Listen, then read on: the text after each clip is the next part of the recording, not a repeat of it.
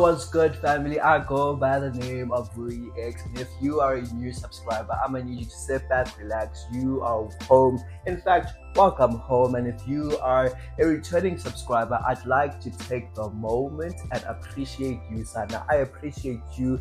I appreciate all those likes and comments. Listen, I am doing this for you and the forever growing family that happens to just get on board with my page. But without any further ado, guys, we need to talk. I think today I wanted to call a family meeting. That's why you watch my YouTube, because we have a family meeting, you and I want us to just talk and unbox this really amazing series, right? It's a YouTube series, yes, a series on the platform that you are on right now. And when I tell you guys, the tea is hot.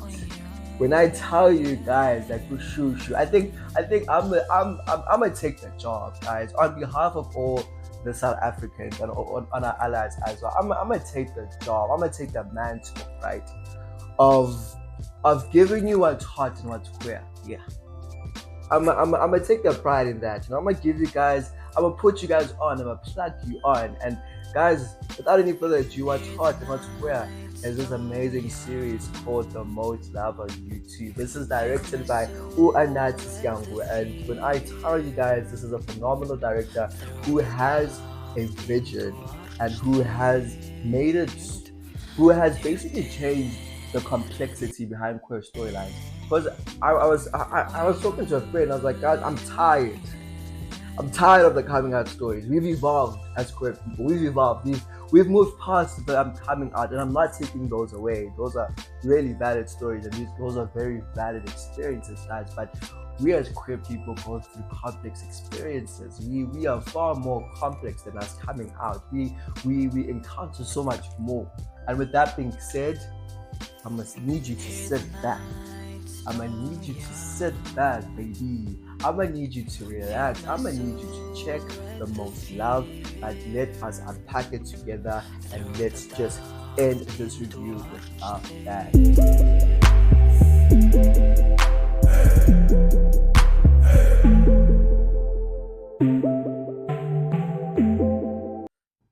Okay, so like I said, there is just so much to unpack about this series, but without let's go into it, right?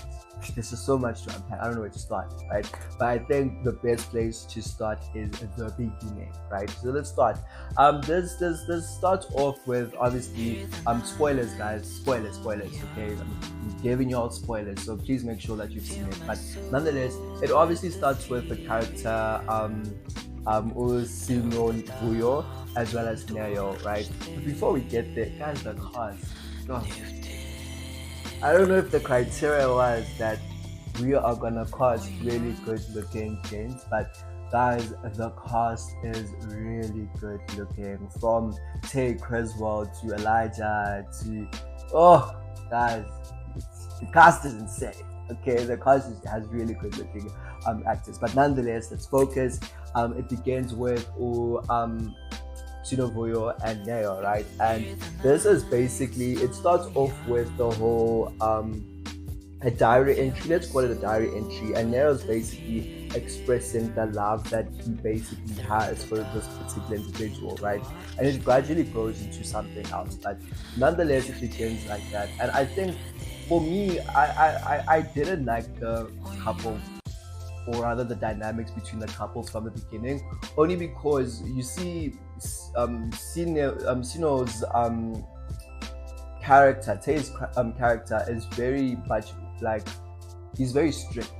From the moment, guys, I just saw from the moment that, like, the first episode started, he was just telling his partner Neo that, no, dude, like, can't be drinking sugar, or no, dude, who you speaking to on your phone, or why did you change your password?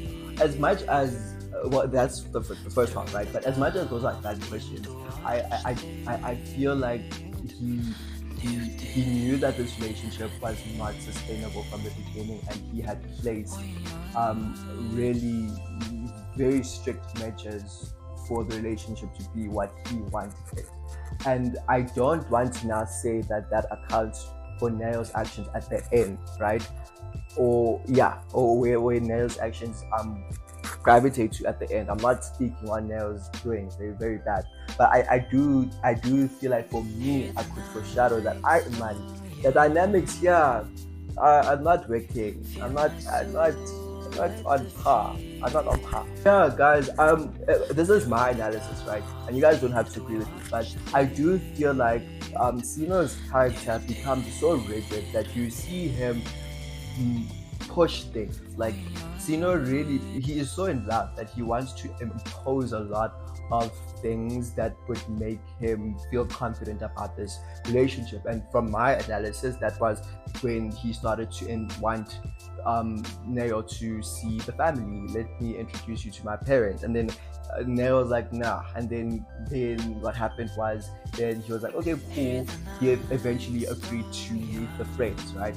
And that's then the interaction where we meet the other characters, who happens to be Lindyue and Lindyue's boyfriend, who happens to be Fuke, if I'm not mistaken, right? Correct me in the comments. So yeah, guys, they agreed to meet, right? And these characters meet, and this is point B, which I have an issue with.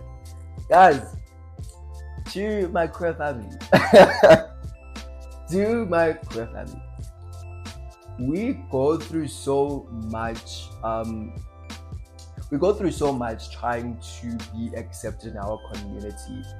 We cannot put ourselves through even more wanting to introduce our partners to other friends when we are not sure about them, one, and two, when you want validation from your friends. I think when you want to like introduce your friend, your partner, or your potential to your friends, it should be coming from a place of, hey guys, this is the person I plan on bringing into my life, one, and two, I'm making this decision to see if he gels with you guys, not that you guys have a say if he's good or bad for me. Let me make that decision. I don't know, that's how I roll. I don't think I would bring someone into my intimate space without them confidence. You get what I mean? But anyway, that's how it unfolds, right? Not exactly, but that's how it unfolds, where Linda is like, okay, I'm gonna introduce my new partner to Nayo and Sino, and that's what happens, right? But guys, when Nayo and Utle met, the second they laid eyes on each other and they did that sharp bit in front of you, good.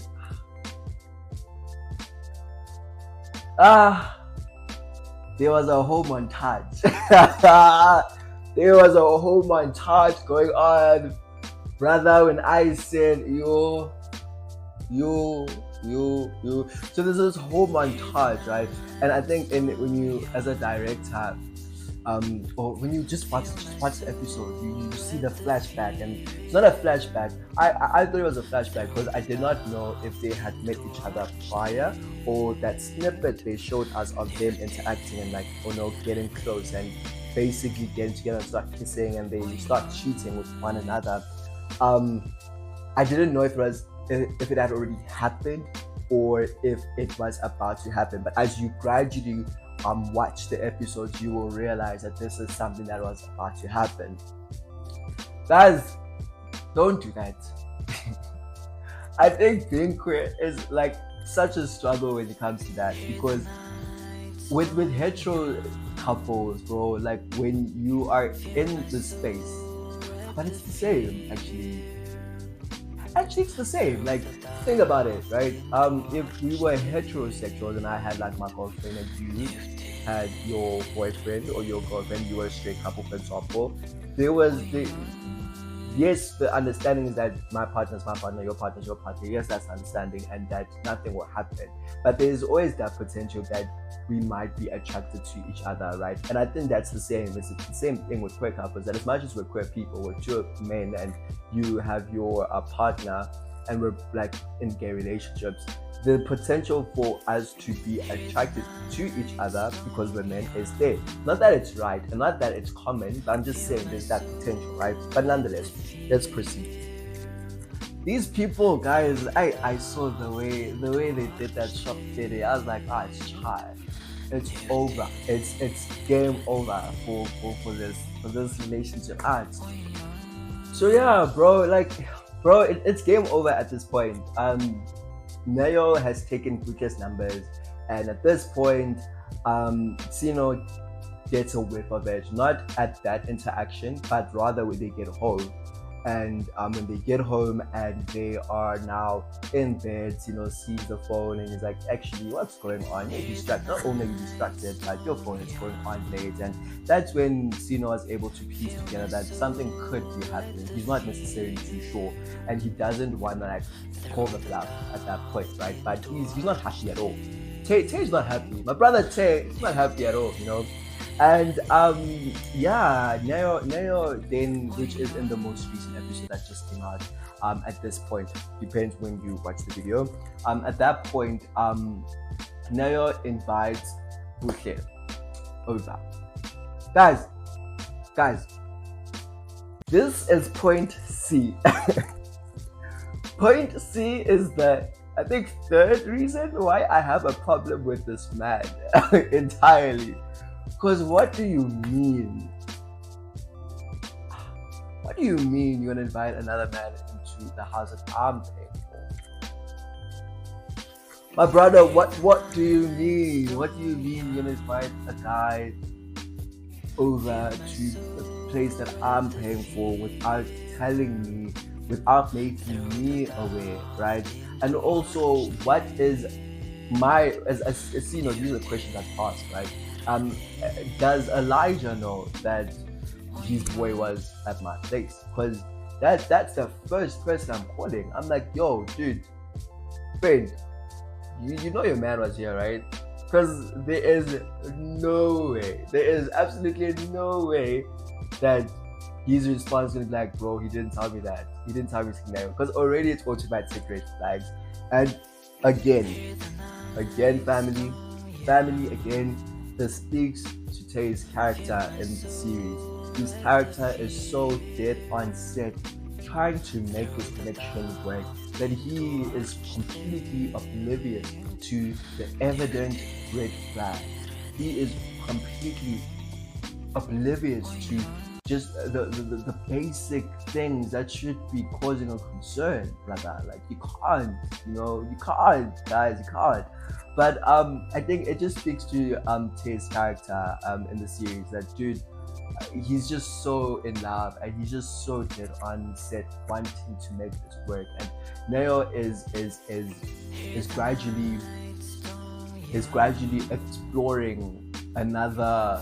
He's cheating and he's trying to live out his curiosity with another man that isn't Sino. And I feel like if you were to pay attention to the diary entries from the beginning, you gradually see that Neo is agreeing that I am in love with this man, I am in love with Sino, but I'm in love with Buhle too. What's happened? He asked these questions like, this is where I'm at, this is where I'm at.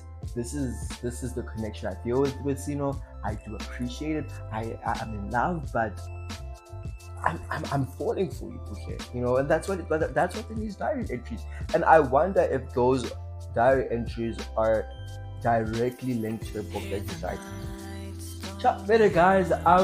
Yeah. So this is the issue, right? Is making like a recap, like review in the middle of the series, but I'll make another one just to sum it up.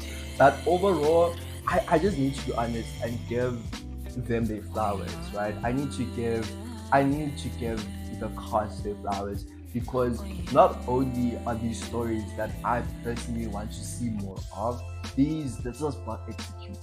Yes, it wasn't grand. Yes, it wasn't glamorous. But I think I need to give Anati like his flowers and say, you did that. Because these are the kind of stories that we want more of, guys. We want stories that are told from queer people. We want stories that are brought to life by queer people, And I think this is just a beginning to many, many, many more more great things that we are going to be seeing, be it on the YouTube space or be it on like bigger platforms that are mainstream, movies and whatever. I do look forward to it, but I do think overall the characters and the cast was amazing. The cast was amazing, and I do think that this is just a little mark, or this is just a little signifier, if that's the correct word to use, of the growth that these different individual cast members have. Like it just gets better. They're just gonna produce even better content, right? So guys, please do check it out.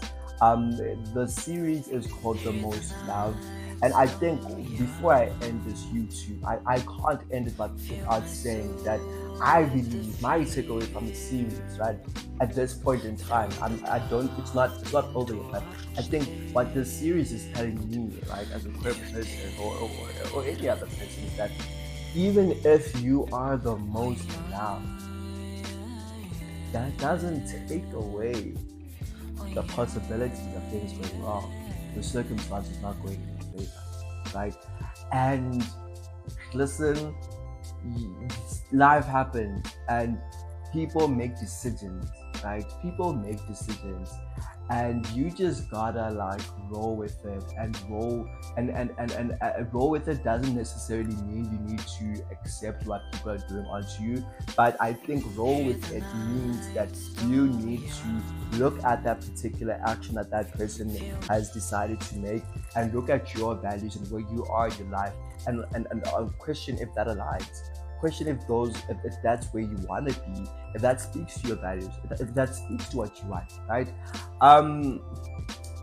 Yeah, no, this is cheating, guys. This is blatant cheating. Like, in the words of Zuki, I hate a man that cheats. I honestly, Sana, I hate indoda that lies. I hate indoda that's not honest. I hate, guys. I hate. But yeah, I think it's a beautiful series. Check it out. Yeah. And yeah, guys, I hope you enjoyed this episode. Listen, we were all about love, and like I said, this was my honest most loved review. Please do catch it on YouTube. I am not sure about the scheduled dates in which they do post, but they do post every week. And do yourself a favor, catch up, binge watch, and enjoy it. Yes, the episodes are a bit short for me, to be honest, but listen, you're gonna have a ball of a time. You are going to be gagged half the way, half of the time. Yeah, it's just that good, right? But do yourself a favor, watch The Most Loved, and once again, I am grateful for the time that you've given me. Please do like, share, and subscribe, and I will catch you in the next episode. This is me signing out. Night.